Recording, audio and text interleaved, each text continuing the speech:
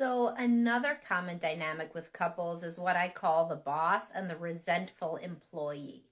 So this means that one person in the dynamic tells the other one what to do, and the other one does it and acts as a pair of hands, without a lot of decision making capacity.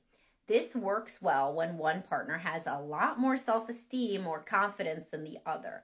So, for example, when people meet when they're younger, the guy, often, women date guys that are a little bit older, and so they think that he knows a lot about the world, right? And so they think that maybe he knows what to do better than she does about all sorts of arenas, like where they should live or how they should parent, or how much money they should put into retirement or whatever. So she just basically does what he wants. And then as they get older, she's like, wait a sec, I don't feel like I have any autonomy. I'm a person too, and this is when this dynamic starts to struggle a little bit.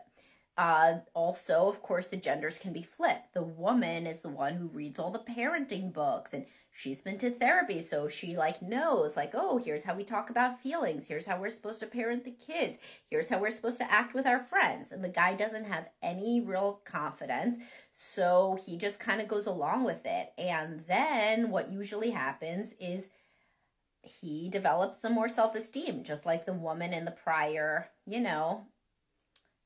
example, and or she gets sick of him just being a pair of hands. The very same thing that made him appealing. Now she's like, wait, I'm looking around me, and I see people who have an equal partner, like a guy who actually has a decision to, can come up with something to say, can help with decisions, etc. Now, also, the guy in the previous example where the woman is the employee, well, he can also get tired of that. He looks around at his job, for example, and he sees women that are much more confident. And he says, well, I wish that I had a partner, somebody who I could talk about finances with, who I could talk about work with, who just didn't look at my word like I'm God.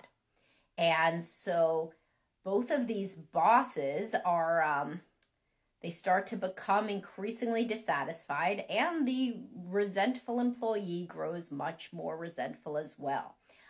Frequently, couples counseling can help both of these couples see that they likely saw the exact same dynamic in how both of them grew up. One parent was the boss, one was the employee.